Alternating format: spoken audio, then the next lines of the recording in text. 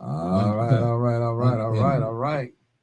Y'all know what time it is. It's live, uncut, unedited. Live, uncut, unedited. Come on in, come on in. We definitely live, uncut, unedited. This is where we Tell the truth and what? and shame the devil. That's what we do. That's what we do. We're just coming in.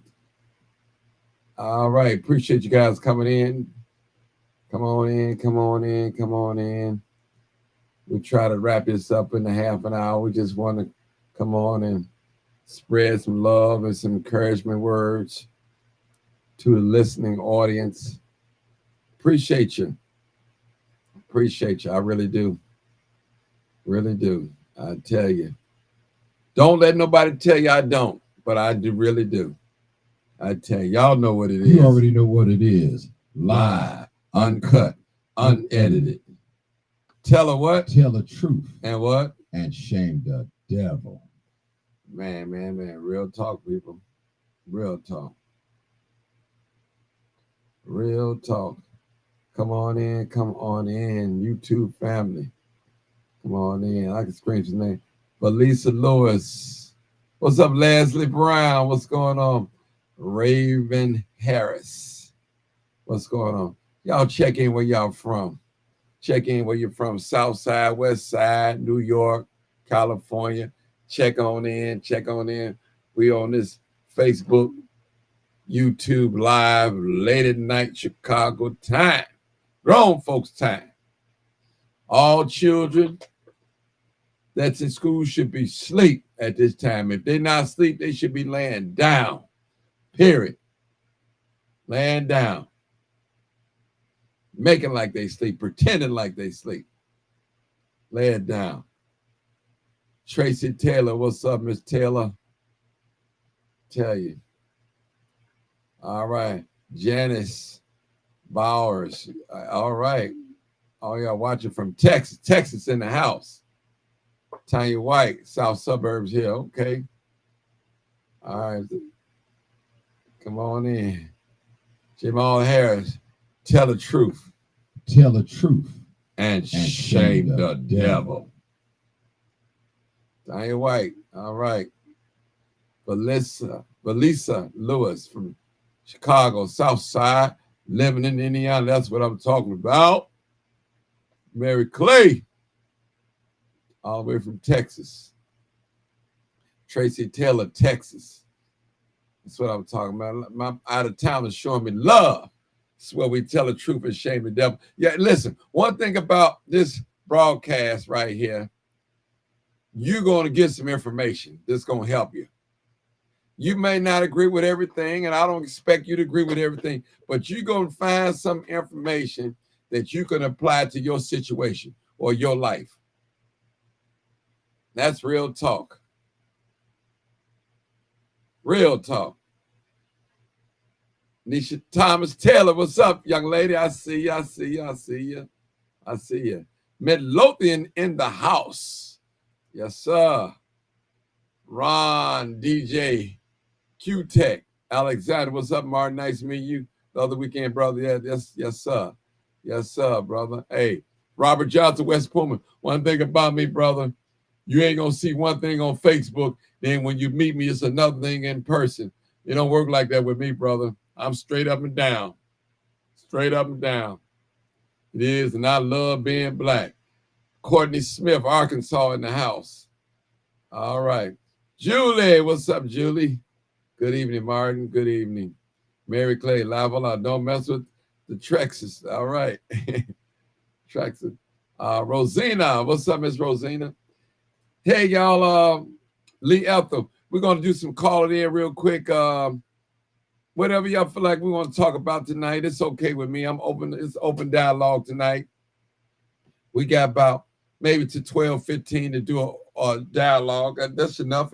If you feel like venting, getting on here screaming and hollering, come on. I want to hear. I'm gonna sit and I want to be a listening shoulder today, tonight. You know, I just wanted to get on here. I didn't really have no particular subject, but as I say, wherever God leads us, I'm willing to follow. That's where I'm going. You know, if we're going to talk about sex, we talk about sex. If we're going to talk about relationship, if we're going to talk about the migrants, and if we're going to talk about politicians or Democrats, Republicans, murder, crime, whatever God lead us to do, that's what I'm willing to let it go that way.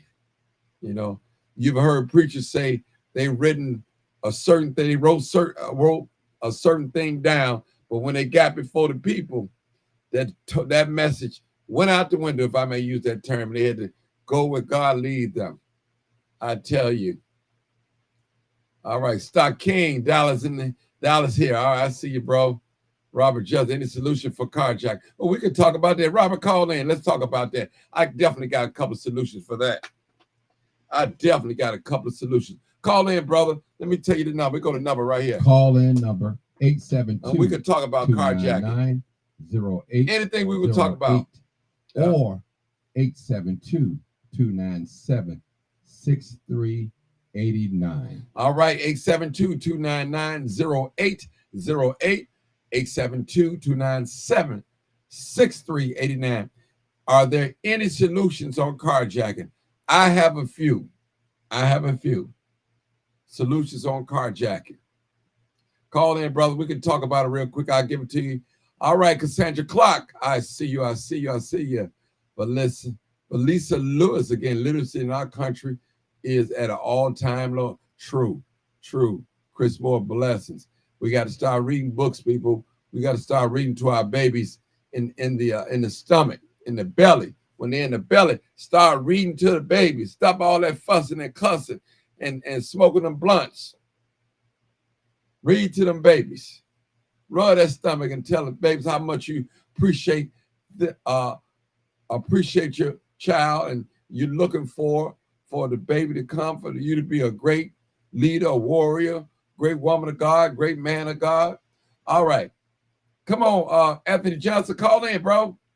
Call in. The number's right here. Call in number 872. We talk about some solutions on carjacking.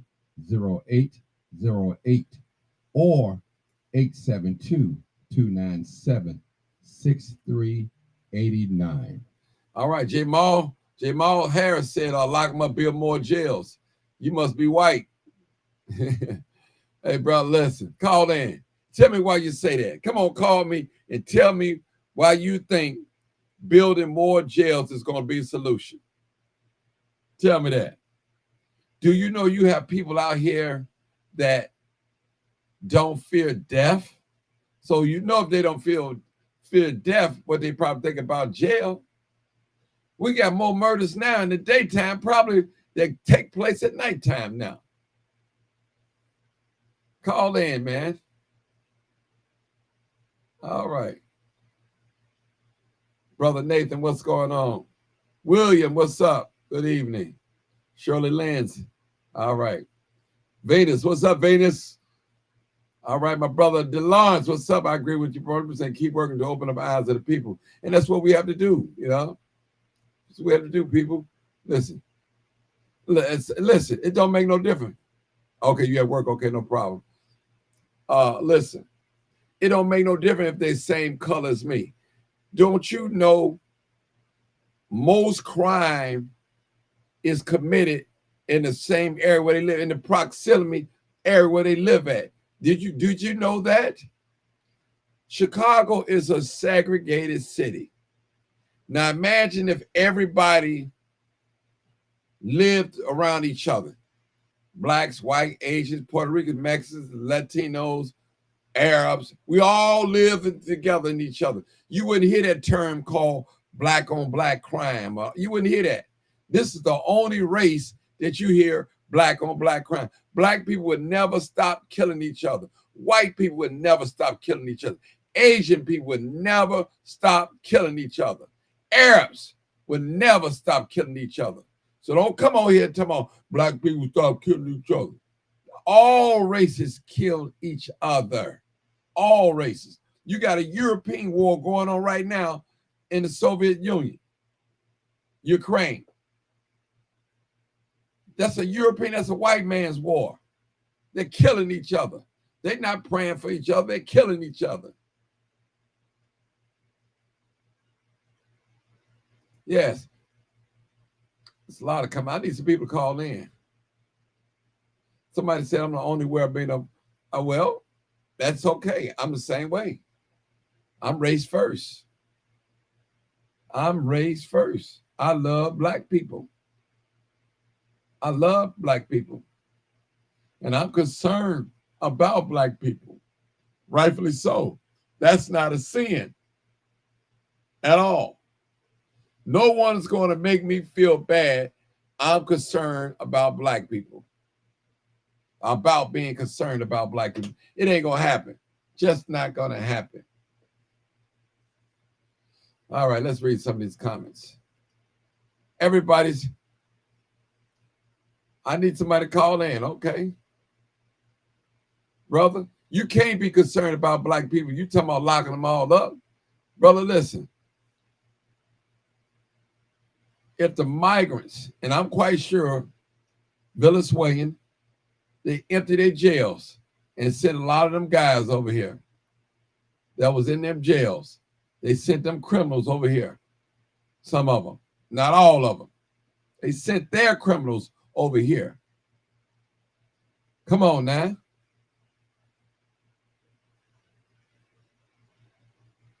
All right. I need a caller. Well, I need some bold people. Come on in. What's going on, Nathan, again? What's going on?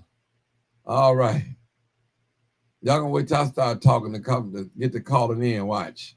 As soon as I get to going, the phone gonna start ringing. Y'all gonna be coming on here like, uh-oh. Well, let me just say this, people. I am deeply concerned about black people here in America, across this country. And we have not been dealt a fair hand. We don't own no factories. We don't own or control the wealth of this country. We don't own or control the water. We don't own, control the military, the food supply, none of it. And we don't even own ourselves because we're dancing to the white man music, to white supremacists. You can walk around here with your bad self and you tough. You got 4, 5 bodies. But guess what? That white man got a nuclear warhead that will kill people from miles away. Miles.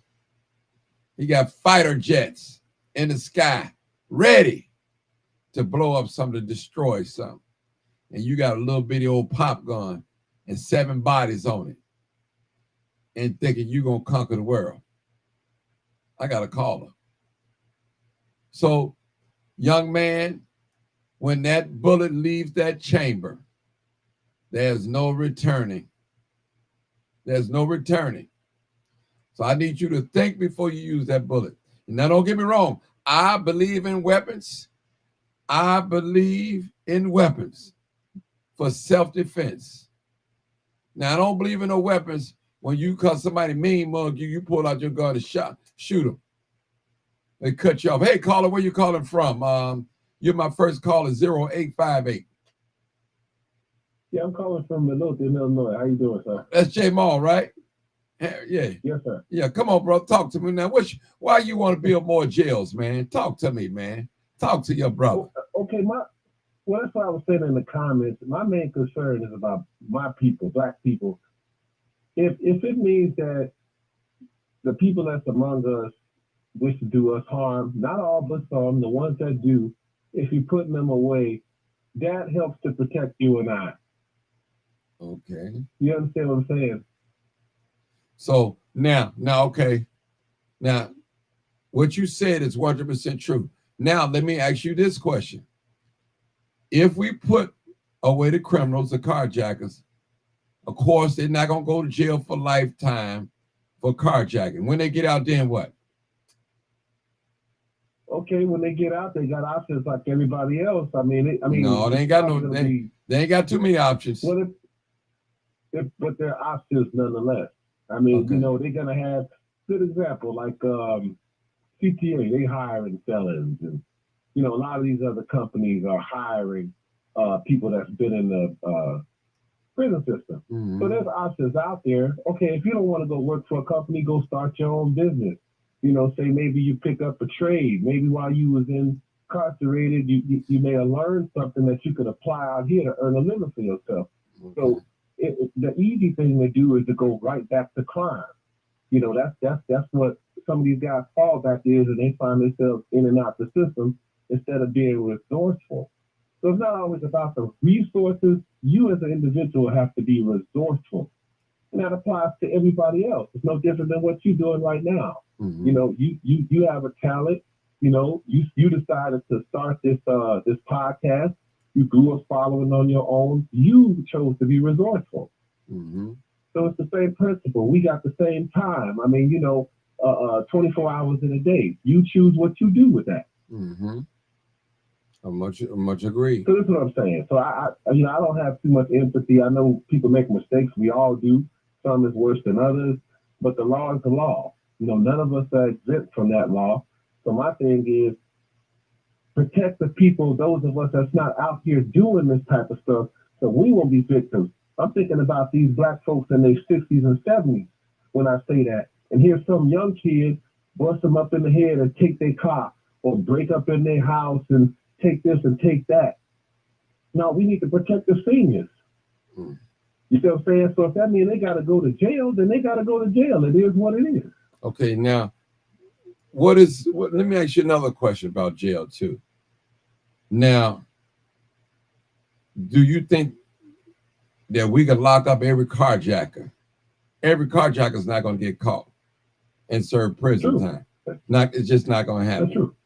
Now, we've been here in jails in this country for a long time. It has not stopped people from killing each other. It has not stopped people from stealing. It has not. As a matter of fact, I agree. It was a time here in America where black people was known to use crack, rock, cocaine, and white people was known to do snort, and they both get arrested.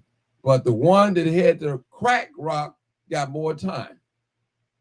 So I know your concerns for black people. I just want to give a little comparison there. So my thing is, not only when we lock these guys up, let's give them some training or something. So when they do hit the pavement again, they have a new mindset. That's what I'm saying. I don't just want to lock them up and that's it, and let them sit in the cell, 23 hours out of the day, scheming and scamming, and get with some other criminals. Then when they come out, do the same thing. Let's give them, like you said, more options when they come out. Now, okay, now, this particular crime, you got to serve 10 years. That's the law. Okay. More likely, you're probably going to do 85% of 10 years. So when you get out, what's going to be your plan? While you in here, maybe you need to work on getting your GED. While you in here, you need to work on going to some sobriety classes, so you stay sober, keep your sober mind. So we don't want them. See, when I was on a radio station with Harold Davis, he said that, I don't have to prove, most of these guys that let out of prison, it's like 7 zip codes that they come right back to. Same zip codes. So the criminals are coming right back to the community. The same criminals that's carjacking, selling drugs, robbing, doing all these violent crimes.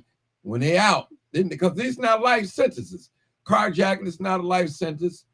Armed robbery is not a life sentence. Burglary is not a life sentence. Even some rape is not life sentence. Selling drugs is not a life sentence. Not here in Chicago, Illinois, when I say that, and the surrounding. So these, at some point, these young men and women is going to get back out here, boosted, stealing out of Macy's or whatever the stores and the Home Depot. These are not life sentence in jail. So we have to prepare their minds for when they come out here. You gotta have some fun while they're in jail. That's all I'm saying, Okay. brother. Well, I mean, I think that makes sense. It does make sense. I agree with you 100%. Yeah.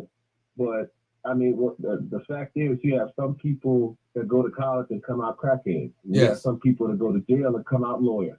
hmm And the difference between the two, or the commonality between the two, is that it's individual choice. So we can't always bank on what somebody's going to give us. Sometimes we have to make things for ourselves. We have to be resourceful. So with that allotted amount of time, you have to devise a plan. You have to get out there and network, or whatever it is you have to do to get to where you need to be. So that way you don't fall back into the same trap. Okay. You go back to the same area codes, the same element is going to be there. So maybe you need to find a way to remove yourself. I, for one, pride service, right? I never joined the gang. I ain't perfect or nothing like that, but it is what it is. I spent 3 years in the military. I came up with a plan to get myself away from the element I was in. And it wasn't all that bad. It was just, I had a plan for my life. So I did my 3 years. I came back out. I got a job, blah, blah, blah, blah, blah. That was it. That's all. It's not that difficult. Okay, let me ask you. Let me ask you a question. What type of support system did you have? Was you in a single parent family, hold two parents? What was your support system? My parents have been married longer than I've been alive. I'm 44. Okay. They've been married, what, 45 years? Okay. Now that's 45 years. Now that's a blessing. Now, every household is not like your household. Some people, when you're born in certain areas in these cities, okay, we'll give you an example. If you're on the east side of 79th and Cottage Grove, they probably will consider you as a gangster disciple. If you're on the other side, they may consider you as a black disciple. So, and you may not be neither. You just happen to live in this area. So most young people are guilty or associated with this particular gang when they live in these areas. And they come from single, young, teenager, mother, parent household. So what I'm saying is the teaching and the training that you have gotten, that was good for you. A lot of them don't get that, bro. They not, listen, you got a lady got on this podcast the other day and said that, Martin, when my children was little, I didn't date. They didn't see me with no man.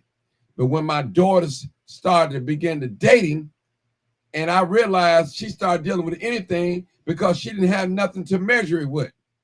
This is what the lady said right here on this show. She said that to me. So what I'm telling you, my brother, you're one of the fortunate ones. You had a great support. A lot of these young men, not making no excuse for bad behavior, don't have that support. You'll be surprised how many of these young men don't even know how to tie a tie, don't know how to fill out a resume. I'm gonna go a little further. They can't even read the 6th grade level, brother. Now that's not your fault. But what I'm saying is, this is the things that we're dealing with. You know, all they know is survival, brother. Let's go in Home Depot and stick it up and rob. Let's go at so and so, so and so. I mean, they in these environments, man. They listen to this music that's going to drive them to sex, violence, murder. That music. Then they using drugs, man. It's a lot of elements, man, that they got to fight through. And you know, we on top of that, we dealing with, you know, oppression too as well. Not make no excuse for criminals. Don't get me wrong. Go ahead, bro. Go ahead. I don't want to cut you off. Go ahead. Go ahead. You good. You good. Truth be told, like I say, with these young guys, I mean, every generation had the same stuff. Ain't nothing new under the sun. There was always drugs. There was always gangs. There was always music out there. You know, even in my era, we had gangster rap. You know, we had NWA and all that other stuff that was out there for us to consume, and we listened to it. But at the end of the day, we still had a choice on who we chose to be. Now, as far as my parents go, I didn't choose my parents. None of us did. No. So whatever it is that they did, they weren't perfect. Neither one of them weren't and aren't. So whatever it is, how you make characters, you pick bits and pieces from the people around you.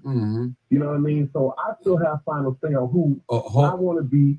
Hold it right there. Hold it right there. But didn't you have an example by looking at your parents? Some of these people that's committing crime right now didn't have no example. They was in and out of foster homes, moved from here to there. So you got to take all that in consideration, man. See, you looking from the way you was raised. Everybody wasn't raised like you. Everybody didn't have goals and aspirations and stuff like that. It was a young lady. I know, I'm just saying, but I want you to see the other side. I don't just want you to see how you made it. I want you to look at other people's circumstances too. That's what I'm trying to get you to see, brother. You know, you're looking at Malcolm X, who was once a criminal, served prison time, but came to be great. You know, he had a bad start. So what I'm saying to you, brother, some of these criminals that's out here committing crime, you don't know why they're doing what they're doing. You probably don't even care. I'm talking about black people now. You probably don't care. You probably don't even care. But they didn't have the example. You can't be what you don't see. What about people that was raised in the projects, in these high rises, in these real bad areas, drug-infested, gang-infested areas, had 8, 9 brothers and sisters on public assistance? You know, you got to look at all these elements, man. Maybe out of 8 children. Go ahead. The mayor of Chicago, I will cut you off, but the mayor of Chicago, he can go around telling everybody, oh, I had 9 brothers and sisters, and we only had 1 bathroom, blah, blah, blah. He's a success example. Yeah, yes, he is. A married man. And guess what? Guess what? He had both parents in the house too. Yeah. And guess what? Like his father was a minister, a preacher. So that's teaching right there. So everybody don't have that, brother. Everybody don't have. You got some people right now that's grown, ain't never stepped a foot in church, probably with the exception of a wedding or a funeral. That's it. Or mosque or synagogue. So, brother, you can't see what I see from you doing is, and I could be wrong, you're selfish in your thinking. You're selfish in your thinking. We living in a capitalist country. And capitalism, you got to compete, brother. You're gonna have to compete out here. And we have to be ready to compete. When you're not able to read, some people may like, well, I can't see that because they don't know how to read. Some people dropped out because they slow. They can't keep up with the regular people. So I know a man right now that got a 4th grade education. He didn't even finish 8th grade.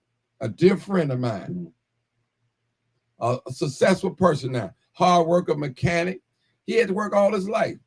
Now, I would call him the Michael Jordan of fixing cars.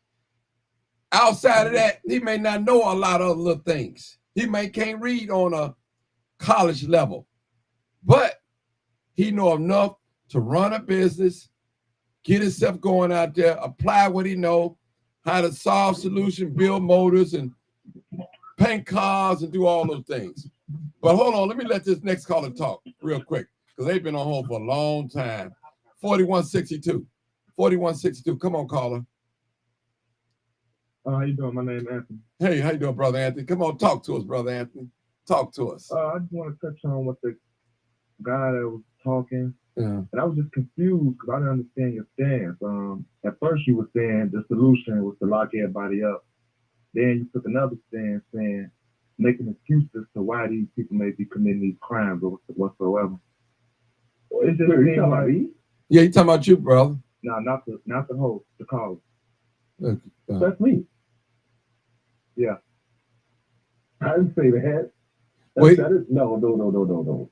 I mean, that's what he was going about. He's going about what you wrote down in the message. That's what you wrote in there. Now you said lock them up. Write that down in the message. You said lock them up. Build more jails. You said lock them up. You said the solution was to lock them up. But I think when you got on the call, you was trying to explain yourself as to why some of these people were committing these crimes for not having a father or whatever. No, I didn't. I'm sorry, I will cut you off, but I didn't make an excuse as to why I think people are committing crimes. I didn't even address that. You said some of them didn't have fathers in the house, or some of them was this and that.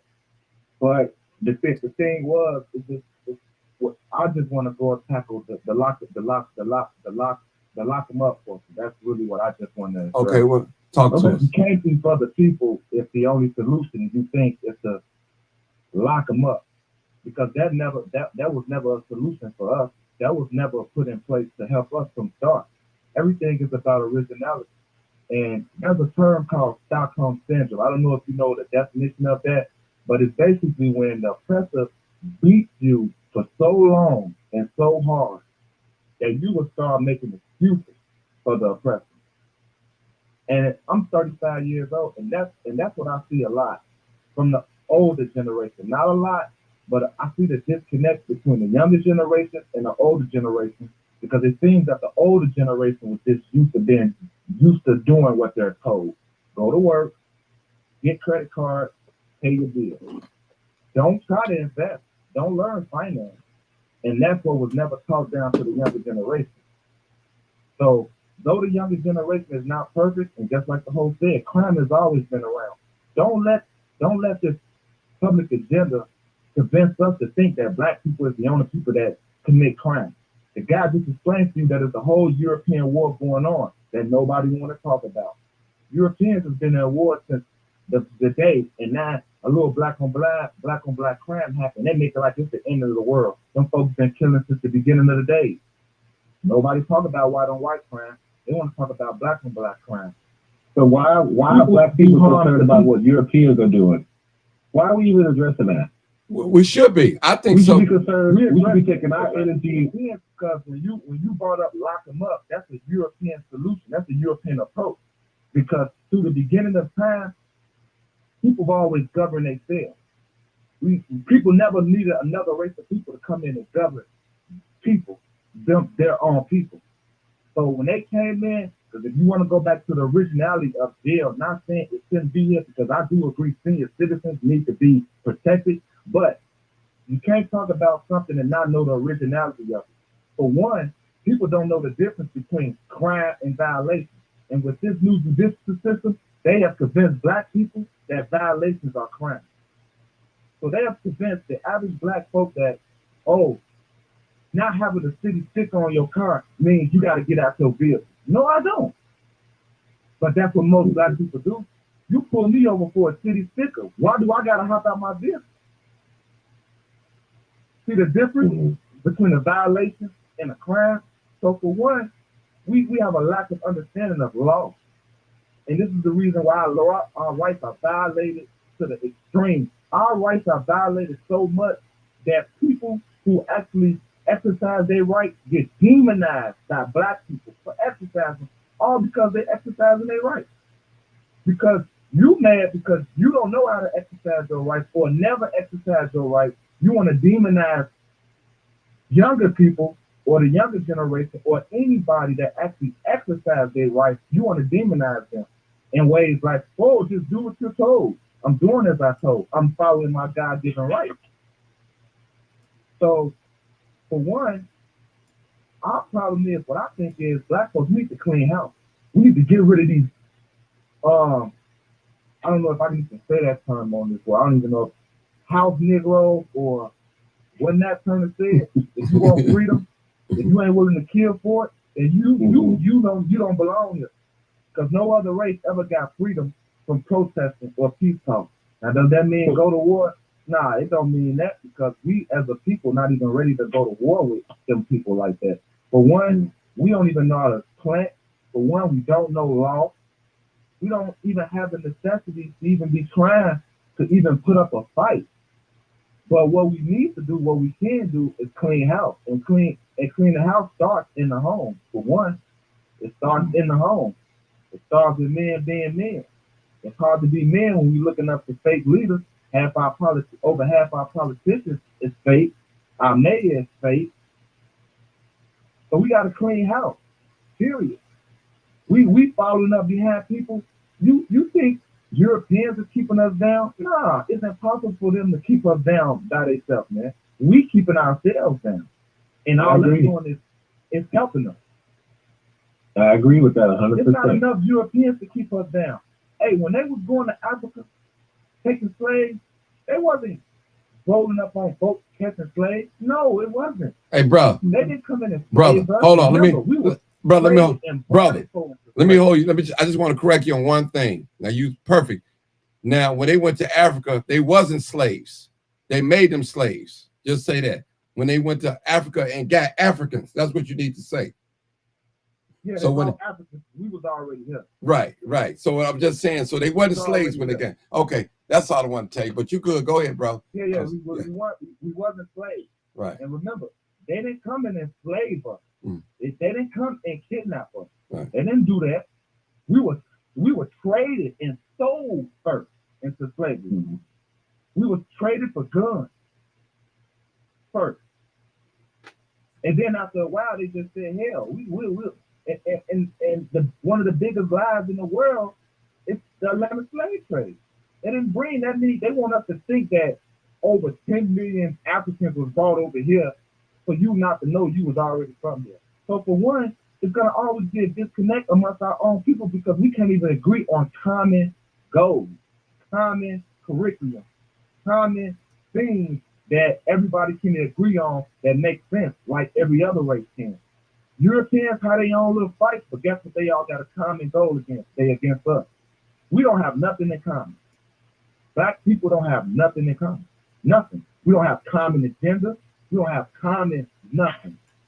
We can't come at the table and agree on nothing common. And this is why we're going to always be at the bottom. Mm-hmm. This is why we're going to always be at the bottom. But to think that jail is the solution, nah, jail is never the solution. Jail will always be the solution for someone who commits a crime. So remember, the county is full of people who committed violations. Mm-hmm. This is why Kim Fox is doing what she's doing now. Hey, get all these people out of here, man. They don't supposed to be gone. Ain't no way in hell a guy with suspended license is supposed to be locked up with a murder. Mm-hmm. I don't care what division he on. He shouldn't be here. This is a waste of taxpayer money. So we got Cook County filled up with people that committed violations, not crime. Not saying people ain't commit crime, but remember the difference between a crime and a violation. We got guys in there locked up for child support. Oh, so he locked up for child support. Does that make him a criminal?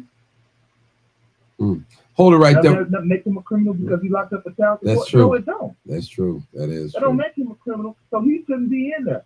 Why his license got to be suspended? Oh, it seems like you're forcing him to commit a crime. Because me having a suspended license is not going to stop me from getting in the car to drive. Because the Constitution says I have a right to travel. Mm-hmm. Right? That's what it says. So, fair enough. One, I mean, at the end of the most day, black people don't know their rights. I'm not even going to say rights to the Constitution because not a lot of people know the Constitution. We don't even know basic rights. We don't even know basic rights. Like, you don't even have to consent to a search. You could tell the police, no, I don't consent to a search, and anything they do after that is a lawsuit. We don't even know that you can go and file a complaint against a police bond. The reason why they do a lot of their stuff to us is because we don't know the proper procedures to file a complaint. We think just going down there complaining is filing a complaint. Mm-hmm. That case will never get heard. Okay. So learning proper procedure and how to deal with proper authority the proper way is the only way. And that's through education. All right, hold it right there, brother. Let me take this another call. Don't go nowhere. I'm gonna let J Mal respond to you. But let me get this next call here. 0573. Hey caller, you're live, uncut, unedited. Come on, caller. Hey, how you doing, Martin? Good. Talk to me. I just wanted to Go ahead. I wanted to interject off of what this brother was saying. He's on the money in what he's saying. But I think what we need to focus on is looking at what the government is doing to us. Mm-hmm. Not just the government, but all sectors of how our civilization is based. We're talking about from values to economy to how our children are being taught in school. Being from Chicago, you know this well. The education system is not that well set up for us to really learn how to live in this world, especially in a country like this. So a lot of us, the poorer classes, are destined to fail from the get-go because of other elements, psychologically and other factors in life to which are affecting us. And our subconscious is not really being aware here. Our minds are under attack every day. If you look at the news, look what they're pumping in every day, day in, day out. They're over here manipulating people, even lying and going as far as to making the news look even more gruesome and grotesque, just to get your view, just to get your attention, just to, hike up the ratings and get that rating. It's just everything is grotesque and all for the dollar. And of course, rightfully so, because that is how it's designed. How many times are we going to run in circles trying to look for the answers when it's right in our butt? Excuse me, when it's right in our faces, guys. Come on. Mm-hmm. Back in the 70s, in the 80s, and the 90s, the poorer classes, us Latinos, Black, and anybody who was there suffering with us, even the whites at a point, they're over there, pigs and going at it with the police. Why? Because look at all the stuff that's going on. Look at all the stuff that has happened. How long ago has it been that this country gained civil rights? 50-something years ago? Mm-hmm. See what I'm saying? So there's a terrible problem here, and it's not being addressed. And the problem is that generation after generation, decade after decade, if you notice, people are forgetting their history. And a people that does not know their history does not know their future. Mm-hmm. And we don't know that because as we come from the poor classes, we're too poor to care, and it's like we do care, but it's like we don't understand how the world actually works and functions. So what use is it for us? And so we shy away from that. Or since we don't understand it, I don't know, or this and that. And there's a lot of that going on in our communities because of that.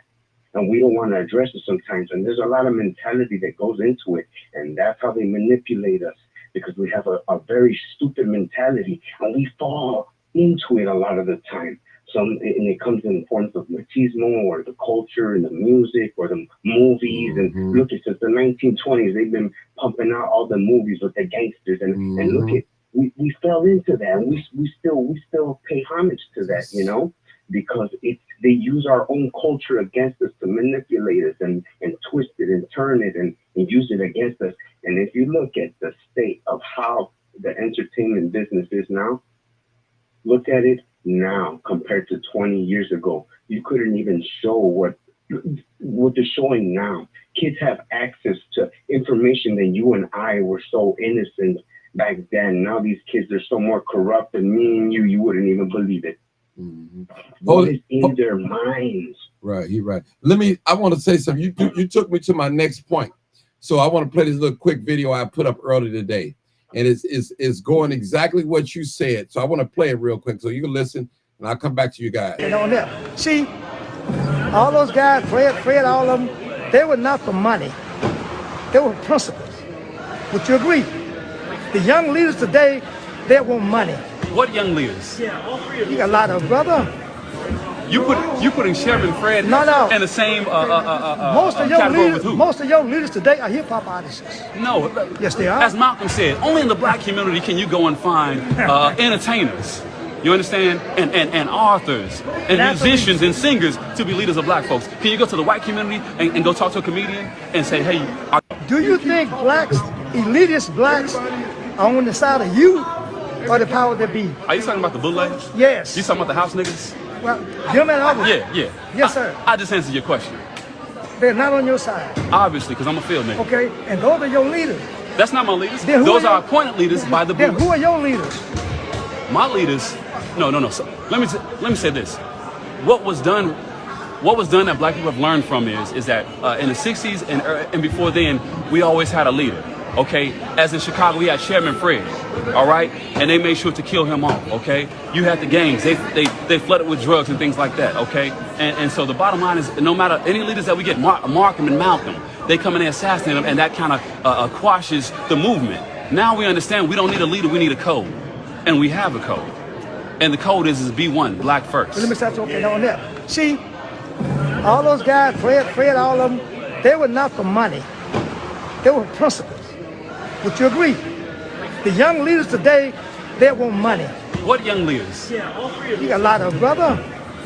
you putting Chevy and Fred No. in the same most of your category leaders, with who? most of your leaders today are hip hop artists. No. Yes, they are. As Malcolm said, only in the black community can you go and find entertainers. You understand? And authors and musicians and singers to be leaders of black folks. Can you go to the white community and go talk to a comedian and say, hey, do you think? All right. I just wanted to play it a little bit. And that goes to my last caller. What he was saying, a lot of things. So I just had to put that out there. I thank y'all for listening to that. But you guys go ahead and finish commenting and talking. I think I'm gonna start back with Jay Martin. One who originally said lock them up, build a prisons or something on that order. Go ahead, my brother. What you have to say to some of this? I mean, as far as the video? Yeah, you can video or just your comment, period. What we talking about building prisons and all that. Is that really a real solution? Yeah. Go ahead. Yeah, just to reiterate, like I say, my main concern was to protect those of us that are law-abiding citizens in the community. You know, that's the means that we pay for as taxpayers.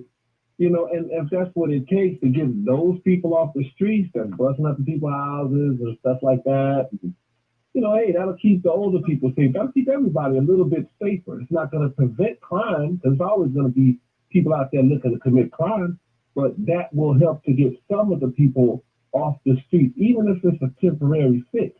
Because like you said earlier, you know, some of these crimes ain't lifetime prison sentences.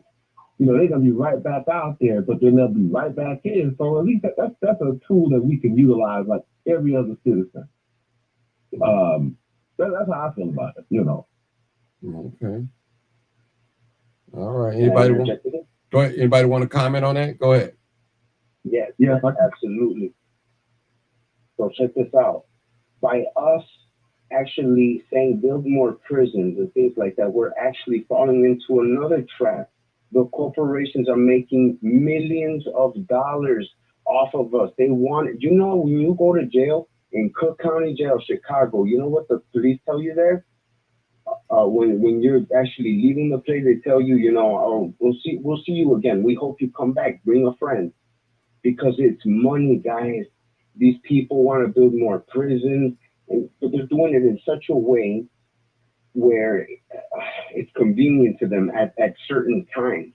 So it's not going to happen like, okay, let's start getting this rolling. It's when it's convenient to them. They have a plan. They're not stupid. The people that are in control of certain sectors of our society are doing this on purpose.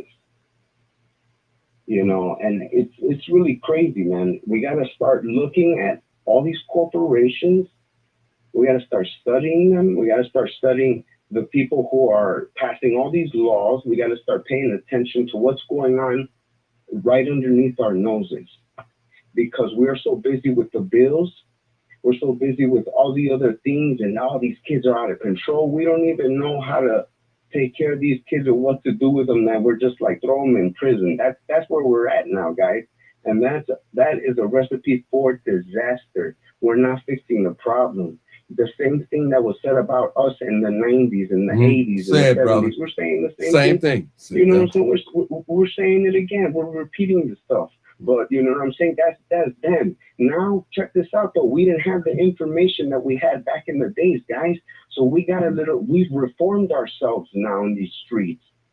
We have gangs now that are trying hard to actually reform what's going on in these streets. So all these people that are doing all this crime, this is like, a lot of them are a new wave of these kids who did not grow up with the same values or the same experience that we grew up, you know, and admiring or looking up to. Those role models, a lot of them were lost in the 2010s and the 2012s. So these kids grew up by themselves, or they you know, since them brothers, they were gone for a little bit trying to work and trying to reform themselves for that period of time. These kids were left around in the streets, you know, and they didn't grow up like us, where we had somebody to role model on, you know. So there's a lot of things going on, man. We're not paying attention. We're hoping, you know, let the government handle it, or the church, or some crazy, or the schools, you know. And it's like, man, look, these teachers go through hell too, you know, and we punish these teachers. You know what I'm saying? Sorry to, you know, keep going on, right. But because all of these things are intertwined, They have a symbiotic circle with each other. Everything affects the other facet of life. For every action, there is a pose and equal reaction, guys. And we got to start realizing what's been done to us, especially us blacks and Latinos. I'm Hispanic, man. Mm-hmm. But it's not about that. We're all human at the end of the day. You see all those categories that they've been designed to separate us. Mm-hmm. It's a lie. It's all lies. Even the countries, they're all fucking lies. So you have to say it how it is. It's all corporations now, guys. It's all corporation, all corporate takeovers. You have no idea what these guys are doing and pumping in the news every day to manipulate us and to look at how they got us. They've actually made us believe that we're separate to each other. We're just a little bit different, different color. What does that have to do with anything? Mm-hmm. We all bleed blood. We can all procreate with each other. So we're all the same thing. And you know what? I've been up and down the city, and let me tell you, from the poor classes to the lower classes, I don't care if you're purple, Chinese, whatever. People are the same. There's ignorance and there's education. So once you start educating and putting stuff in your mind to actually open your, you know what I'm saying? You start opening your perspective. You start looking at life differently. Mm-hmm. So why do you think all the royalty back in the days, they used to have the education, and the education was reserved for royalty back in the days, or for the privileged classes? Well, you know what, for the lower classes, that's why CPS and all these other government institutions and all these other facets, they need laborers. They need you to be poor. Everybody can't be rich. Not in this system. Mm-hmm. Not unless the people create a better way of life by actually, and here's the thing. We the people, we are supposed to be the government, and we forgot about it. We've got too conformist with what we got in this life, and all because we're tired. We've been broken down mentally, physically, you name it. Mm-hmm. You name it. I think none of the games that the government or the system is playing on the people as a whole would work unless we voluntarily perpetuate it. Everything is free will. We have to play into that. They can throw whatever they want out there for you. If you don't want to take a bite at it, then you won't take a bite at it. Well, let me these same elements have been there. Well, let me just, you know, all the I'm sorry. Yeah, I just want to say this too. When you got to realize that this system, when I say system, is ran by the white man. They control everything. The dollar that you have in the bank, their faces are on it, and they can tell you that that dollar bill is worth $10 today, and tomorrow it could be worth 90 cents. They have control. Mm-hmm. So when you control certain things, you can make people react. If you give you example, I heard a man say it. If you put 40 people down on the bottom of a slave ship, and you put food down there for 20 people, what you think is going to happen? It's going to be chaos. There's going to be a lot of killing. Oh, they're going to be fighting. See, that's what we're seeing. But that's what we're seeing now today. There's not a lot of jobs. When I say jobs, I'm talking about jobs that can take care of families.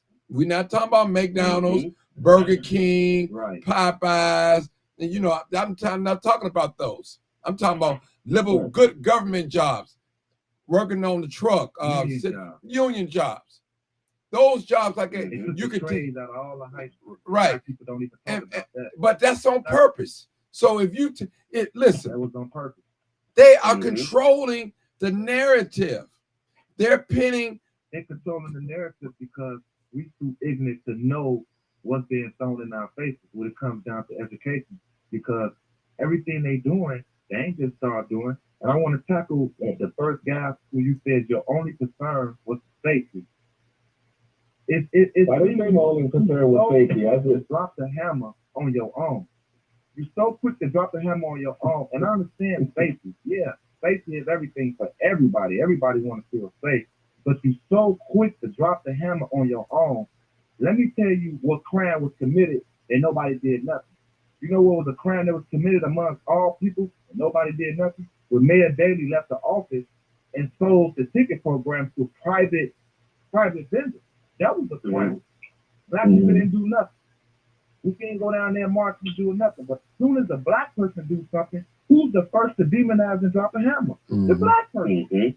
It's never the white person. It's always the black person that drops the hammer on another black person before the European. So we keep saying the Europeans, the Europeans, the Europeans. No, because through my experience, I got more respect and I got more leeway from white officers than I did from black officers. It was the black officers that disrespected me. It was the black officers that put their hands on me. It was the black officers that violated my civil rights. It wasn't the white officers. It was the black officers who never had power a day in their life that finally got it and exercised it on their own people. On their own people. And I want to say something too, really piggyback on what you just said. Now, Brandon Johnson been in office, probably 6 months, close to 6 months, 7 months, something like that, close to 6 months. Anyway, now just getting started. He came in with a migrant, with a lot of migrants. It's a federal problem. He inherit this. So what I'm saying is, the man still have 3.5 years left to really prove himself. Now, Ron Emanuel closed 50 schools, predominantly in the black community. Not only closed 50 schools, it was black and Latino, Spanish people, and white people voted with Ron Emanuel to close down those 50 schools. So Ron didn't all do it all by himself. So I'm telling you, he didn't do it by himself. So these elite people, rich folks, they are going to side with the system, like what I just showed you guys on that video. They don't care about, right, they're black too, Hispanic too. They sell each other out too.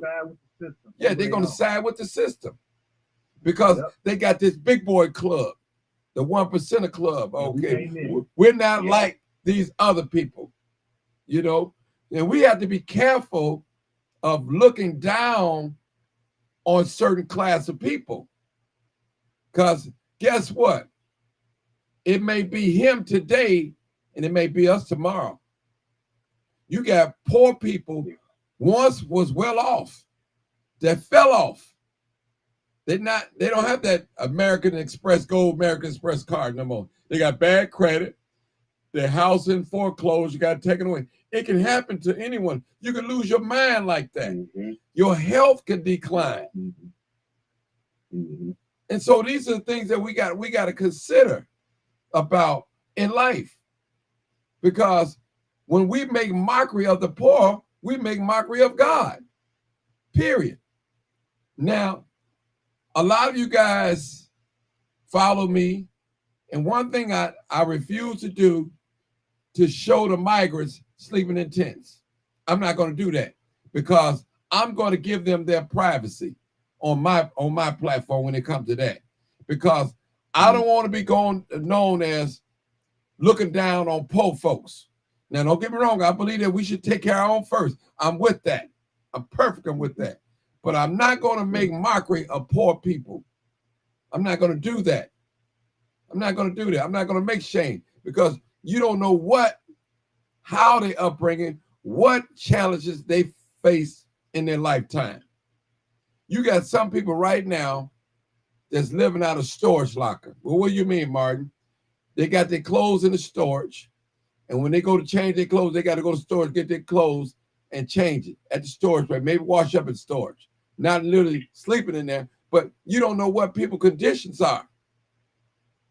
And trust me, you have people right now that's sleeping on other people's couches and they don't want them there. That's a form of homelessness when you don't really have your own. And that's not a good feeling. Seriously. So let me cut you off right there, bro. Go ahead. I don't mean to cut you off. I just want to say this. You know what's wrong with black people, bro? Do you know how we lost it all? Because we're too freaking gullible. This is how we lost it all, right there. Well, I agree. You're the only race saying, we're not saying don't help the migrants. The hell I am. I am. Because every other race saying, we the only ones scared to say it, and we the poor. Why is we? Well, we ain't got nothing to give. We don't have nothing to give. So why is we the only race sitting up there saying we're not saying don't help the migrants? Well, the city already right. Well, already let me told us let me explain something to you, brother. From us. Brother, let me explain to you. First of all, it was the system allowed the migrants to come over here, not black people. Not black people. Let's get it straight. It's the system. Black people ain't got no jobs to get them migrants. We own 1%, or 0.5% of the jobs here in America. Black people. But why is we speaking for? No, listen, hold on. First of all, listen. We don't even own the communities that we live in. We have nothing to give them. Our problem, hold on, brother. Our problem with the migrants is, why is the government doing all these things for the migrants when we pay taxes here? We bled, we died, we fought in wars, we call ourselves obeying the rules, what you tell us the laws and everything, and we're not even getting these benefits. That's the problem. So and what brother, right. Hold on. The fact that you're asking that question, that's the definition of Stockholm syndrome. Listen, hold on, brother. Hold on. No, bro. Let me just say this. Listen. We're living here in America. Listen. White people don't owe us. Hold on. White people don't owe us nothing. Trust me, but reparations. I'll say that. Listen. They are tired of black people here in America. They don't like us. You know it. Black people don't even like black people. Period. Because we think like white people. This is the only thing that we know is this system. That's all we know. Any other system is foreign to us, brother. That's all I'm saying. I'm listening. If it was up to the white people, all of us would have been gone. Oh, yeah. You know why they can't get rid of us? Because we are aboriginal. No. I can believe, brother. If brother, they could get rid of us and deport us, brother, let me say something. It can't. Let me say you something, brother. White people have been known, if you know your history, to commit genocide on a race of people. They have wiped out races, whole races of people, brother. So don't tell me what they can't do. Trust me. They are working on black people. They're showing us. You guys mean nothing to us in America. We're going across another country, bringing another people over here, and we're going to give them what they need to make it here in America. And while us black people watch it, and all we doing is knocking things over, we have no power. No power. One, because we don't stick together. Two, we're not organized to fight correctly against this. So we do have the power. We just not exercising. We're not organized. The resources. We're not organized, brother. So that's an us problem. Right. That's what I'm talking about. That's what I'm telling you. This thing ain't us versus them. This is a thing. What's right? You do right. Charity begins at home. Now, you can't knock no migrant that coming to this country that was asked to come to this country and promised that they was going to get work and shelter. Now, we can't be mad at them for coming over here because the government invited them to this country that runs this country, the system. Over here. They've been coming out here. There ain't nothing new. Right. That's what I'm saying. So, because this been, just like the brother said, this been going on. It's been going on. Why is we the only race saying, I don't hear no other race saying, I'm not saying we shouldn't help the migrants. Duh. The government I'll tell you why. They're gonna help the migrants by taking from us. So we shouldn't be saying, oh, I don't feel we understand that the migrants need this. Yeah, they know that. That's why they taking from us. When do we take a stand and say, you know what? This ain't what the hell we want. Now we know why Mayor Romano, when he closed all his schools, remember, he never gave us the answer as to what he was going to do with Hold on, brother. They closed them, brother. Hold on, brother. Let me say something to you. Brother, let me say this to you. It wasn't just Ron Emanuel. It was black people signed on to that too. It was Spanish people signed on that too. And white people signed on to it. So don't just say Ron Emanuel only. Right. They signed on that. They were stupid to thinking they were going to get something back. You know what they gave the black community? They gave the black community one school, that's STEM school right there on 53rd, where they combined Royston and Inglewood. Right. That's all we got. Let me say this. They closed up Harper. They closed up all the other. You know who you should be, brother? You know who you should be upset at? Your elected officials, because they sold us out. Right. I'm always upset with them. That's who you should be upset at. Remember the beginning of the call? I said our issue is to clean house. Yeah. So some of our people vote for who we like instead of voting for policies. That's what got us in the rut with Ron Emanuel. That's what's in the rut with Brandon Johnson. Because he went on a breakfast club with a bottle of hot sauce. That's all they know. That's what it'll take to appeal to black people. That's all it takes to get manipulation. They know. Hey, I don't want they know us better than we know. But who fault is that? That's what it is. Who fault is that? Because he went on our fault. Okay then. Our individual fault. All right then. So at the end of the day, the way I see it, if it was ever a time for black folks to unify, put all the petty stuff aside, and as one fella say, clean out the whatever. Yeah, all them out the way.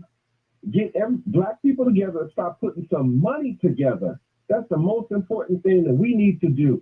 Stop begging the state. Stop begging all these other people to do for us what we can do for ourselves. I Put agree. some money together. You want a school in your neighborhood? Y'all go and look at all these drill rappers and all these other people making all this money. Let's get them on board to put some money together to put a school up in our neighborhood that's ran by us, operated by us. Let's start our own thing instead of depending on these people. It's not doing us no good. You can scream, holler, protest, yada, yada, yada. They might throw you a bone, but ain't nothing like having your own. Take your money and go out there and make it happen.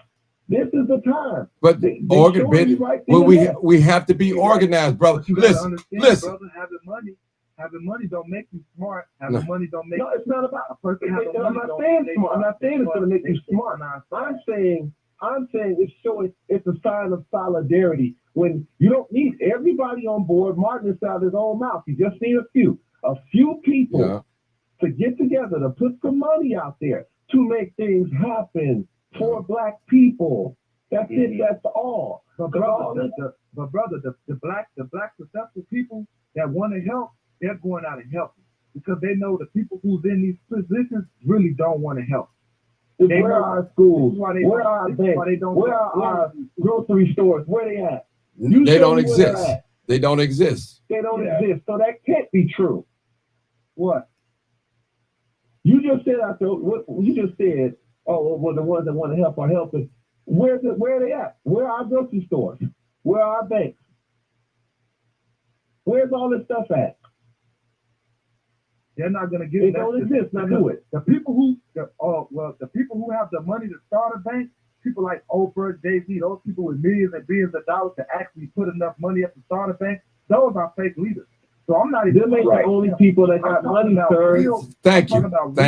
Black successful. It don't take that kind of money to start a school, sir. You don't take that kind of money. Listen. It don't take that kind of money to start a grocery store or anything else that we need as black people. Well, we don't have to lean on the celebrities. They're right. There's people right here in the city. Yeah. In every city. And wherever black folks is at, it's some people that got money. And you may not, look, hey, if you got, say, 10 people that got 10,000 to go towards a school, right? That's at least getting everything started. Maybe you can get a grant. Maybe you can get this. It's not the resources. Black folks need to start being more resourceful. Mm-hmm. That's what we need to start doing instead of begging and crying and asking for this and worried about what the migrants getting and what they ain't getting and what white people got and what they ain't got. We need to start being resourceful. Sure. In the story. Let me say that. And I'm going to let you come 0573. Let me say that. You can go in Inglewood, one of the poorest neighborhoods, or even in Austin area, and go down one of them blocks, and you can count up the amount of cars that's on one block, and it might total up to $100,000 or better worth of cars on this one block. So black people got money. They got money. So the money ain't really our problem. We working. We got to get organized and put it together, like the brother It's said. financial literacy. That's it. Yes, yes, sir. Mark, can I say something? Now, Can I say something real quick? Yeah, I just make a quick point. People don't know what to do. With I promise 0573. Be patient. Let me let the Latino Go brother. ahead, go ahead, go 0573. ahead, Come guys, on. finish and I'll go. Go ahead, brother. Go ahead. Go ahead, finish. No, go ahead. Oh, Finish it and I'll go after. no. Go now. Check this out. Check this out. Here's the one for you right here. During the pandemic, this is just a thought of mine. PPP loans came out. All these black folks. I ain't talking about nobody else. Not saying nobody else didn't do it. I'm saying all these black people had all this money. Some of them didn't even have to pay it back. 20 grand, 40 grand, 100 grand, you name it. You telling me just $20,000 alone, and 5 of them people who got them loans couldn't go and start a school, couldn't go and start a grocery store, couldn't go and start this and start that. The opportunity was right there in front of you. But you gotta have the plan. You know what to do with it. That's called financial literacy. That's my point exactly. I'm saying that the money, they put the money right in some of our hands in order to do. These people lack financial literacy. What type of literacy you need to start a business, sir? Right. You see, Can I interject? I don't have no. Hold on. Hey, that's because I hear a lot of people knock because a lot of younger people went after the PP loans. That's clear as day. And older ones too. A lot of people got it, but I see a lot of people knock a lot of young people for getting. That's the same as me saying when the older generation got credit. Our up 2 generations before us got access to credit. They didn't bring that. Every generation, every household from the late 80s and early 90s when they started handing out credit cards to my mothers and their grandmothers, they didn't put their kids on credit cards like white people did. They didn't do any of that. So how could you expect for this new generation to have financial literacy when y'all didn't have it? Y'all didn't put y'all kids on y'all credit cards. Y'all didn't make y'all kids authorized users. Y'all didn't set y'all kids up with IRAs when that stuff was made available for y'all because y'all lack financial literacy. So how do y'all expect for these kids now who's more poor than ever, who's more dumbed down founded than ever, who's more materialistic than ever, who has access to all this stuff that we as kids need? I didn't care nothing about no Gucci better 8th grade. Nobody cared nothing about no Gucci better 8th grade. But these 8th graders care about a $500 Gucci belt. So what most of these people did when they got that PPP loan, they went and bought $500 Gucci belts. You know why? Because their parents didn't give them financial literacy of what to do with $20,000. Go get a life insurance policy. Go open up index policy. You know why? Because they don't have it. This generation ain't just get broke or dumb. No, they was inherited that financial lack of literacy from their parents and their parents. So you telling me y'all was the people that's 50 some years old, y'all had access to credit cards first, and y'all didn't do nothing with it either. Nothing. Y'all didn't go out and buy no real estate. Y'all went out and started renting. Y'all didn't go out and buy no car. Y'all went out and got car notes. Okay, 05. Paying on it after 7-8 years when they only want to put you on a 5-year, 7-year plan. And on top of that, we all know how easy it is to get a car loan. We all know how easy it is to get a mortgage. They're not going to give you no business loan. Why? Because why would they finance your freedom? That's it. The economics is the way to go. The business loan. Yeah. You can go in a car dealership right now and get a car with falsified check stubs. But they ain't gonna let you get no business loan with falsified check stubs. They're gonna do 100% due diligence to find out if you qualify for that $100,000 business loan. But they're not gonna go through nothing to get you that $60,000 car loan because guess what? We bet that you're not gonna. We hope you don't pay this car loan off because we're gonna get the car, keep your money, and resell the car and make double off getting this car back. So they only gonna finance your failure. They're not gonna finance your future. You got to do that on your own. And that's education and financial literacy that was never taught to this generation, got a generation before, and that's something prior generations refused to take responsibility for. Okay, all right. That's what we okay, hold it, y'all. Hold it. Hey, brother, you rallying now. You saying truth, but you got to respect the host now. Let's go back to 0573, and we got a new caller.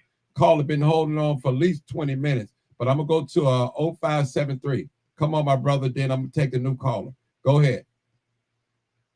Go ahead. Well, yeah, it's like how he's, how he's saying, and right now listening to this conversation, I could tell, you probably come, one of the brothers was saying that, the literacy, right? Learning these things, you probably come from a more upper class and versus, No, I don't. That we might come from. I taught this stuff myself. I wasn't taught none of this. I taught myself. Okay, well, there you go. You see what I'm saying? Look, this is all of us right here, bro. We started learning all this stuff, bro.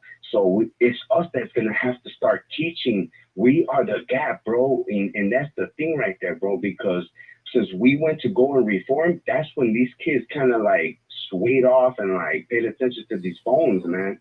They really created a different world for themselves. It's not the same world anymore. We're similar, we look the same, but it's not the same world anymore. These kids, they got a different mindset now. Exactly. God knows what they're thinking now. It's ridiculous. It's really crazy. So, who do these kids really, who do they really belong to? We need to start stepping up, just like in the 70s and the 80s and the 90s, bro. We're going to have to start participating again. And like, Martin said, I don't want to use this word because I want you guys to know that this word right here is illegal. And for a gang member to use this word, he can get indicted, RICO charges. The word is organized and organization. You cannot use that word. So I use assemble. So guess what? We have the freedom to assemble. Why not assemble and start doing things? Why not? Remember back in the days when everybody used to come out and shovel the snow? You can't even find anybody coming out to shovel nothing anymore, bro. Look at how the streets are. They're all fucked up, full of holes, man. And it's all done on purpose, man. It's all about the money. And as long as we don't push these people to actually start doing their job, we're gonna have to figure out some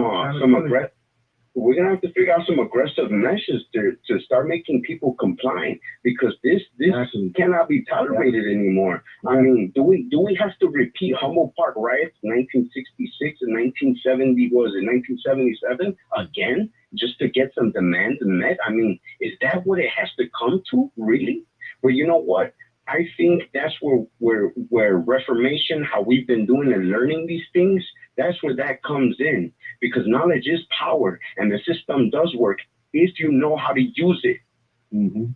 You know what I'm saying? So as long as if we don't know how to use it, we're going to be running around just like the rest of the people who are lost, man. Mm-hmm. So we got to start spreading the word. We got to start spreading awareness. We got to start educating what CPS didn't teach us, which is what's a bank, how does it work, how to send payments, how to save money, why to save money, buy some property so you can generate some income. Hello, you know something that the poor does not.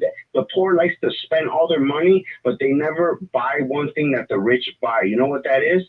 Property. Mm-hmm. Exactly. There you go. So we're always going to be the subjects.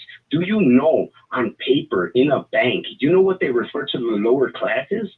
A lot of people don't know this. Why? Because we're ignorant. They refer to the lower classes as peasants. I'm not lying. Look this up. Look this up. Peasants and common folks. You're right. Yes, sir. If you learn the originality of terms, and there you go. Education, But hear me out. Hey, brother, you got a new caller. Hold on, brother. The new caller. I got to he been holding on at least for 20 minutes. 912. He called. Yeah. Okay. 912. 30 minutes. Hey, Sarge. I'm sorry, man. You called at 12:32. It's 12:52. But go ahead. Man. Okay, it was getting good. Go ahead. Go ahead, Sarge. Yeah. It's gonna be good. Hopefully, the dude that be jumping in don't just cut me off. Now, I left Chicago, right? Mm-hmm. You know this. Ain't nothing new. Joined the Army, did all my military. You did. All them folks that was telling me I sold out the hood to go fight the white man, warn the black man ain't had no place in the white man's army and all of this. Now in 2023, all of a sudden they concerned about the homeless veterans. Really? I ain't never hear them talk about homeless veterans before. But now, since there's a talking point to put on the plate, or something to be mad at, look at all these homeless veterans. Y'all wasn't talking about them before. Y'all was talking about a black man ain't got no place in a white man's heart. But you know, it's something that you can get out being in the army, right?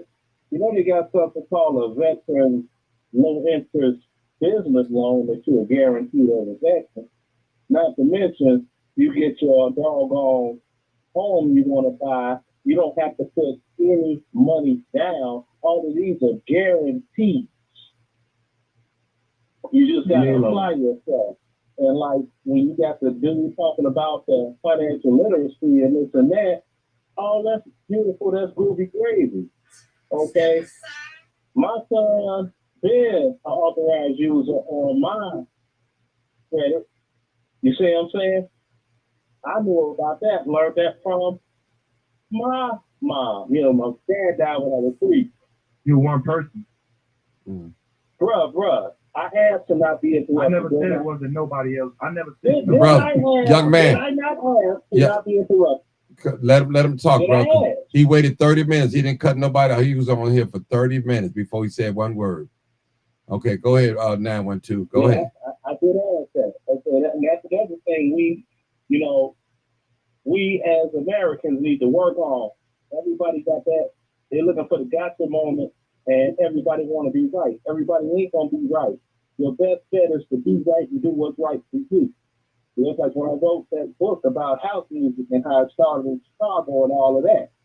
My son is listed as author. I'm listed as co-author, even though I wrote the book. See, now say I go to the upper room before he does. That's his intellectual property. Something happens to him, it becomes my intellectual property. See, people need to doggone update games, looking at signatures on paper and what that means. See, that's what needs to happen. Instead of running around talking, oh, the migrants getting this, and they did that, and blah, blah, blah, blah, blah. Okay. Oh, that's real cute. What have you been doing for yourself the last 30, 40, 50, 60 years that you've been here with the advantages and the opportunities at hand that you have? What have you done with the opportunities you have? If you ain't done nothing, you don't get nothing. Mm-hmm. Now, I don't hold my nose up at other people. Everybody in Inglewood that's not doing what I'm doing right now, oh, look at them. They're still. So I don't do that. All I do is pass the information on. Look, this is what I did. This has got me where I'm at. See, I didn't doggone, flip flower on the street to doggone get a Benz and live in my mom's house. I did it the right way. I got a Benz in my garage, in my house, doing it the right way. You had the same opportunity. Okay, I'm the one that graduated a high school senior 3 years in a row because I just couldn't focus due to all of the foolishness and everything else going on around. Best move I made was going from Rhodes to Calumet. That allowed me to kind of focus in on learnings and get my high school diploma. I couldn't get a high school diploma in the very neighborhood I was born and raised in. Due to all that violence and stuff. You see what I'm saying? And I'm going to land my plane right here. If people don't do what's best for them to get ahead and get moving, it ain't nobody's fault but your own. Because the only failure in this world is not trying. And I land my plane. Okay. All right, I got a new caller, people. I believe that's Marcus 0941. Come on, caller. Live, uncut, unedited. New caller. I'm gonna jump right on in the swimming pool. Go ahead. Say this. I hear people talking about buying property. More people need to buy property. First of all, if you're poor, you gotta go to a bank, get approved for a loan to get a home or to get any type of property. It's not that easy. I hear people talking about the opportunities are out here. It's their fault if they don't get them. The opportunities are out here. but there's obstacles in the way, and they are very strong. They're like boulders blocking you. You try and do everything that you know to do. You do it the right way, and you still don't get in the door. You got to keep trying. I get that, but I'm speaking for the people who can't speak, and they are trying. Our people are trying, but we're dealing with a beast called racism. Let's just call it for what it is. Anything. I work for black media, and it's hard as hell for black media to get into some of these venues, even that black people control. It's hard as hell. They give us, we have to jump hula hoops to get into some of these venues. We fight to get in these sporting venues, these pro sporting venues, and they still limit us, but don't limit the other people. And even with the banks, you go to apply for a loan for a home. If you're not bringing enough money, they're not giving you a chance. Dr. King once said, how can black people pull themselves up by their own bootstraps when they ain't got no boots? Correct me if I'm wrong, but we don't have any boots, and that's why we're messed up financially. Some of our people don't have nothing to lead their people, and it's not their fault. It's the fault of this system that has created a wealth block to keep black people from advancing. to lose.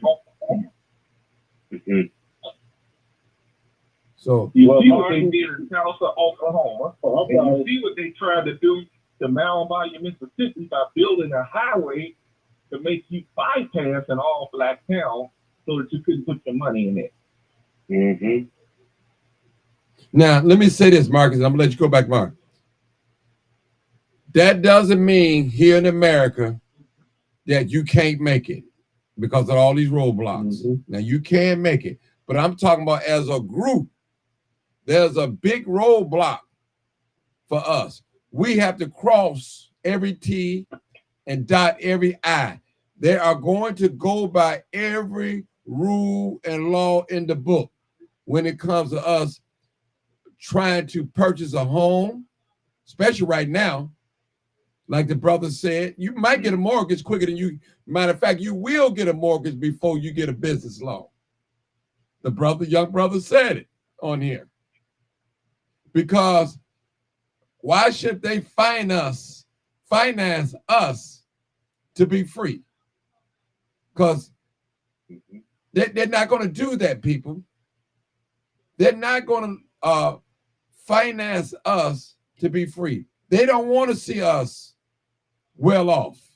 Now, some of us in this country is well off. Some of us educated, got houses and all that, doing great things. But it's a small percentage of us. And those of us that are there, we ride with the system. We look down at other people. We don't consider, we lose our identity. We lose our identity. I'm not like those people over there. And you forgot it was a small people in the civil rights movement that marched and protested, fought, died, and lost their lives. It wasn't no educated folks like that. Small, it was young folks, older folks, ordinary people, poor folks that marched, got their heads busted. The water sprayed on them by a big old firewire hose. So, but it's because those of us that are enjoying the fruits of the civil rights movement from the 50s and 60s, you should not be boasting and proud. Because if it wasn't for them ordinary people, you wouldn't have your elitist status. You wouldn't have it. And a lot of us, when we make it in this country, we don't want to help nobody. We pull a ladder up behind us. We don't want to help nobody. We want to come in the community. We want to brag on the automobiles that we have, how many credit cards, how many houses we have. Look at me, everybody. Look at me. Now, the question is, how many people did you help climb that ladder? How many people did you take in and cuff and teach them how to be successful instead of coming back and throwing them $100 so they can look at you like you some rock star in the community? That's not cool at all. Well, Martin, I tell you, with me, I went back telling a lot of people a lot of things. And then some of these same people, they were thinking, okay, I didn't bust that move, but I know it went to him. Hey, man, you want to talk to my son about possibly going into the military? I'm like, I talk to him until I'm blue in the face. You know, let them know, hey, it ain't no easy little you did just like that, but it's a guarantee. As long as you know your rights and your left, and you can walk forward, sign your name, and shut up. You can go in for 3 years, and after that, man, you can build on that. But the biggest stumbling block of all of that has always been the mothers, Martin. I don't want my baby going to some foreign country and doing it. He's not a baby. That's a grown man. That was the biggest preventer, Martin, was they mama. See?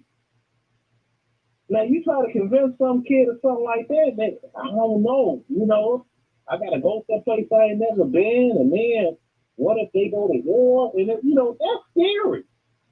Yeah.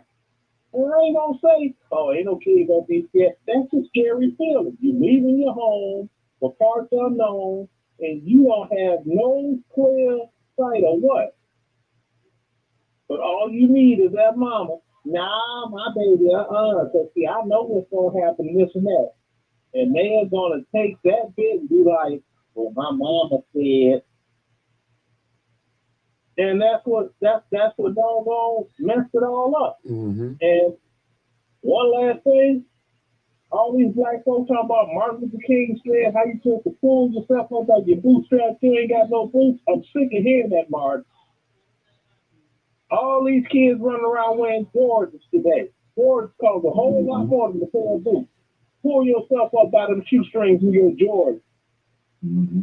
And do video using that Apple iPhone tablet, that expensive technology you got in your hands, talking about, we underprivileged. Underprivileged people don't have money for the best technology items in the world from Apple and Jordan gym shoes. No, that's not true, but I understand. That's not true. That's not true. That's not true, Saj. Lazy and overly entitled. That's not true. Because I see migrants right now that got iPhones and Jordans and all that. And they may go to the I see them right now. Yep. And they translating, they talking through their iPhone. I see it. I'm just talking about migrants that's sleeping in tents and stuff like that. But I got another call. I'm gonna come back to you, Marcus. 6847.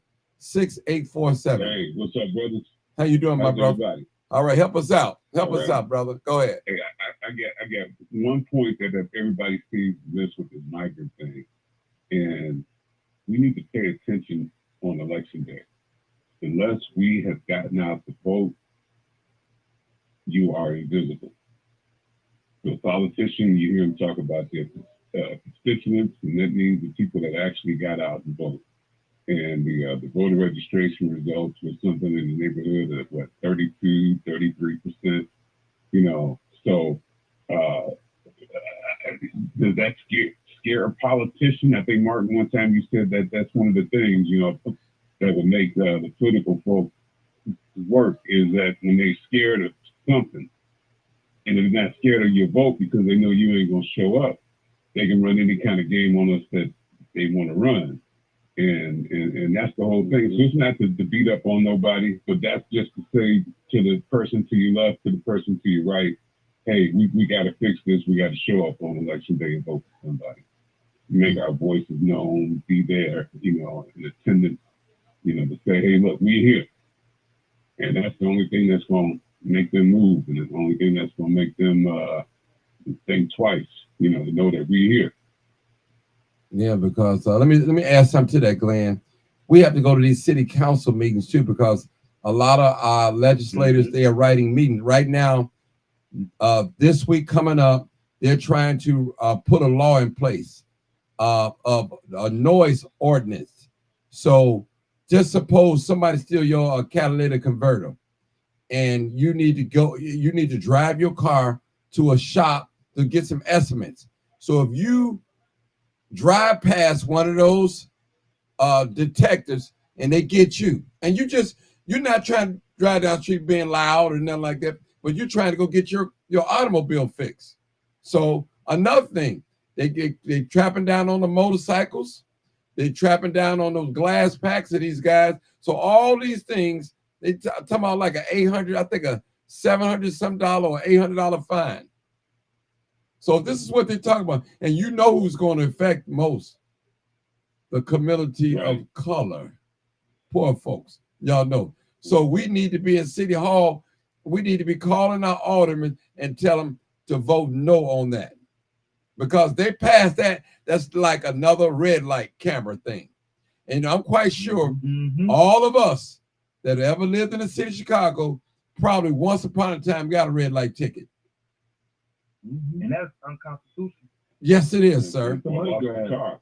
Or lost the car to the crime boot David man. committed right before he got out of office and sold it to a friend of his family. Yeah. But let that have been a brother. He'd be indicted, the FBI and everything. You see how quick they locked Jesse Jackson and his wife up? Yeah. Like both years, all they spent was $125,000. Mm-hmm. Damn. And locked both of them up, his wife and him. But I just want to say something, and I hope I don't get my head kicked off for this, but since we're talking about solutions on this panel, I honestly think that we should tackle the CPS school board, because right now I'm a realist and I'm a solution-based person. Right now, what's going on today is we got single parents raising kids, and the single parents is at work. So where's our kids at the most? They at school. So where do our focus need to be? It need to be in our school curriculum. So what I think, honestly, this is what I honestly think. Since the CPS always trying to play broke and they only can afford this, they only can afford that, then we as Black people need to decide what curriculum is most important to our children. And I don't think since y'all spending money giving our kids Black history and it's all a lie, y'all can take that curriculum out and give us finance class. Bring the trade back. Take the Black history class out, since all of a sudden the CPS board is only broken. They only can afford this. Well, guess what? Take the Black history class, because y'all lying to our kids anyway. Y'all been lying to us about everything. So why do we want y'all keeping our kids live? No. Take the Black history classes and replace them with finance classes. Because what's going on now, we're dealing with a generation of people that want to make money. These kids want to make money. I want to make money. Everybody want to make money. This is why you think people gamble? Because in order for you to gamble, you got to have money to gamble. And you're gambling because you're trying to make more money. How about this? We need to learn how to invest in high income things, high income skill sets, learning forex, learning how to move through the stock market. Things that we can do that we already got phones. It's people out here making hundreds of thousands of dollars on their phones doing forex, doing stock options. We need to teach we as people in our youth need to learn how to do that, because right now everybody wants money and you can't blame them. You can't get mad at a young brother because he want to look good, because when you look good, you feel good. For some apparent reason, people perform better. I don't know why. That's just what it is. Very few people know how to operate under chaos, and those are the successful people.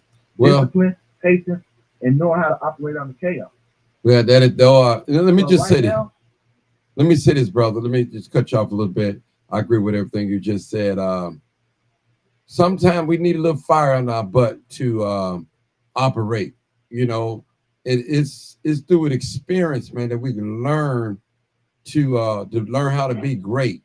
We have to compare notes. We have to have open dialogue such as this tonight. We compare notes. The scripture said iron sharpens iron. And all of us have our opinions, our truths, and we're listening. We're looking for solutions. We've been given some solutions. Some things are just an idea. a thought. But that doesn't mean that it's right or wrong, because what worked for Martin Johnson may not work for Sarge. Military may not be for me, but it may be good for Sarge. I may have to take another route. But if the skill that I have and the skill that Sarge have and you guys have, if we all put it together, and like the brother said, Jamal said earlier, that we all may not have $10,000 to put up to start a school, to start a business, but we might be an employee of the school, make it be a worker of the school. Because a lot of us that got money, we're still working, we're doing other things, and we can make an investment of $10,000. Some can't, and some can't. Everybody can't be kings and queens. There got to be some workers. There have to be some workers. So what the man said, the world is a big stage, and everybody got their role to play. And that's it, hey, that's how I see it. We all have roles to play. And we don't need every black person 100% on board what we're trying to do. We just need enough. And I'll say more than the majority, more than 50 cents. And we can get things done. Because you can't expect every black person to get on board. You got the doubters, we call them doubting Thomases. You're gonna have the haters, you're gonna have the ones that, hey, I put the most money up. You have the ones that want to be acknowledged and seen, want their name up front. Then you have those that don't want to be seen and put up money, and they just want the job done. They want the investment. They want to see a return on their investment by helping their people. Well, go ahead, brother. The word says just a few like-minded people. Yeah. That's all it takes. Brother my mustard seed. That's it. Brother Marcus. Marcus, go ahead. Yeah, I'm here. Talk. I was gonna say, you said it, but I was gonna say, yeah, the military isn't for everybody. We all have different talents, but if we put it all together, we can make it work for the better of our people. What we're doing now is listening to each other. That's key to making it work. That's the key solution, is when we listen to each other. Even though we may not agree with each other, we listen to each other. Go to the table. Whitney Young and Martin Luther King did not agree with each other on certain things, but they did agree on one thing, that the civil rights movement had to happen to open up doors for us. We need to agree that we have a problem in our community and we need to come together to fix it. And we don't need to invite everybody to the table, because everybody who's coming to the table ain't for the people. Yep. They're spies and they want to destroy the movement. Even the ones that look like us. We got to be cautious how we do this. But we can do this. It is hope in America. We can make it we built this country. We built this country. This country wouldn't be as powerful as it is if it wasn't for the black men and women. Number one, we as black men and women got to quit putting each other down. And that's basically how schools don't get off the train. Because life is so hard, parents is not even at home. So we gotta push the agenda to where our kids is at the most, and that's in school. So we gotta take control of the school. We gotta take control of what's being taught to our children, because we can't get mad at a parent that gotta work 2 jobs. That parent needs help. We don't judge them. You're right. We help them. We gotta go in there and take control of those schools. We gotta take control of the mayor that's being taught. Does not make decisions when it comes to our children in these schools. The old school parents did that. The new school parents got to say, leave it up for these teachers to teach their kids. You got to teach them at home, and you got to be involved in that school. You got to be up at that school every day if you have to. But just like you said, they're being forced to work 2 and 3 jobs. Right. So those people deserve help. We're not speaking for the parents that don't want to be parents. We speaking for the parents that got 2, 3 kids or one and that's working 2 jobs. Well, we know they got to do what they got to do. But let me help you out. I want to help you guys out. Let me help you guys, guy, and I'm going to say something that's going to surprise you guys. When we send our children to public school, listen to me, hear me well. We actually are giving up all our rights to the school. Well, you say, well, Martin, what are you saying? Did you know, as a parent, if you send your son and daughter to Chicago Public School, they don't have to let you inside the school if you're a felon, if they find out you're a felon.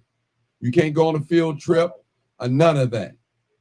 Did you know that?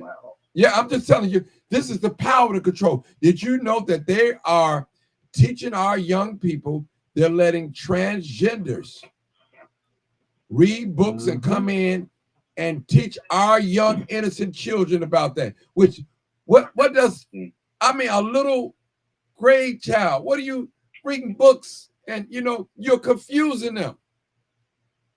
Yeah. They should be, hold on. Let me say that. You shouldn't be worried about no sexual preference as a little bitty baby. That shouldn't even be a curriculum, that seriously. That's the devil. Am I right, Brother Glenn? It shouldn't. It shouldn't be. And then look, I live for the day that we can build our own schools, write our own textbooks. Thank you. Teach our own curriculum. I mean, I could talk for the next 20 minutes about hidden Chicago Black history that nobody knows about. But that's a wishing for that. That's fine, well and dandy. But that's a long way from now. So where we Why not? Black people, we got. Why not? Schools. You know what? No, it can happen. Parents need to pull their kids out of the school and teach their kids themselves. I understand that the job market, I understand that the economy is, but sometimes if you want to shake the system, you got to do what the old school parents did. They pull their kids out of the school and taught them themselves. I'm speaking from experience. My mother pulled me out of school for a whole year. I wasn't in high school during my freshman year. She pulled me out of the school because she felt they weren't teaching me on the level that I was. How was I on one level at home and on another level in school? The Chicago public school system ain't never been no good for Black people. Right, but Black parents take the time to pull their kids out of school for a week or 2 or 3, it will change the way they do business because they're going to lose money for each student that's not in there. Teach your own kids. If they're not teaching them Black history like you should be taught, Black history should be taught at home from the beginning anyway. Teach your own kids. It won't be no special ed or none of it. At home, it's only one guy.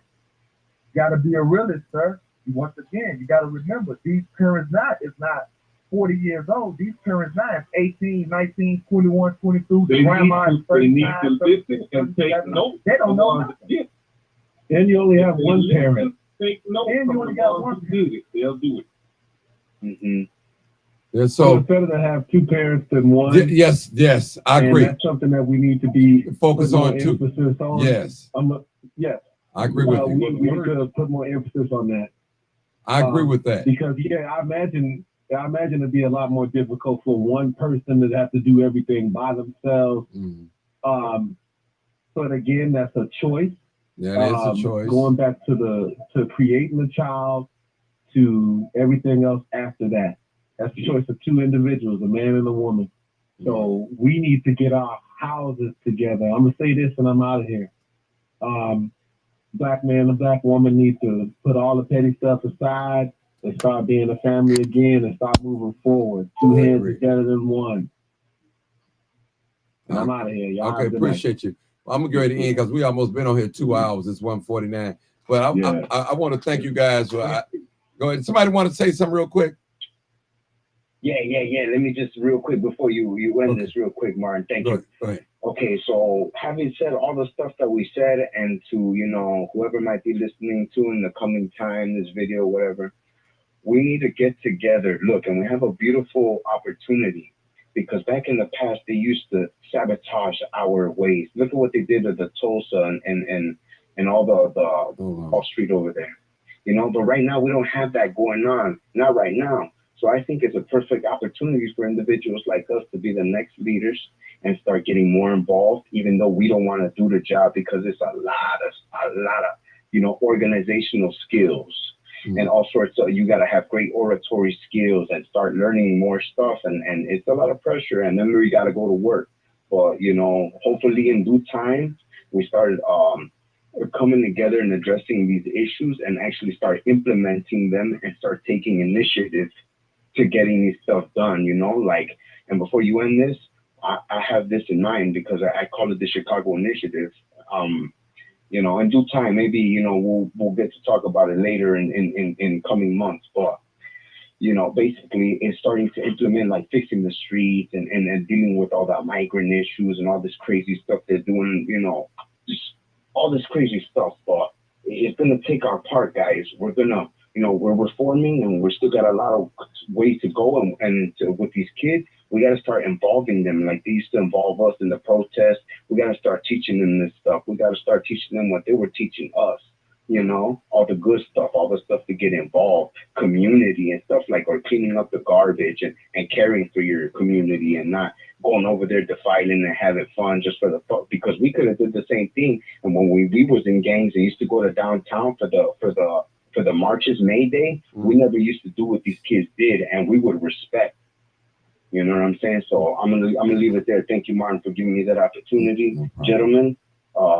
Much love. Be careful out there because, you know, talking like this is very dangerous for the status quo. Mm-hmm. Oh yeah, No doubt. No doubt. That is no doubt. But guess what? You gonna die from something. You ain't gonna live forever. You might as well die for a righteous name's sake or something.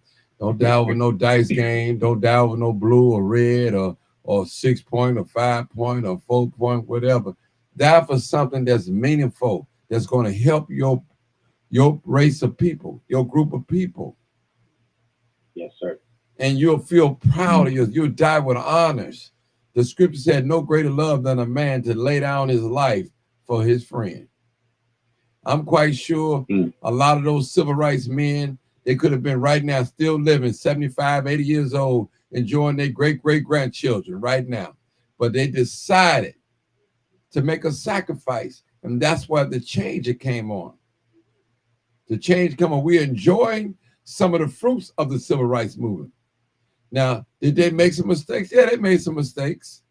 Did they do everything perfect? No, they didn't do everything perfect. But they got a lot of things done because they got organized, people.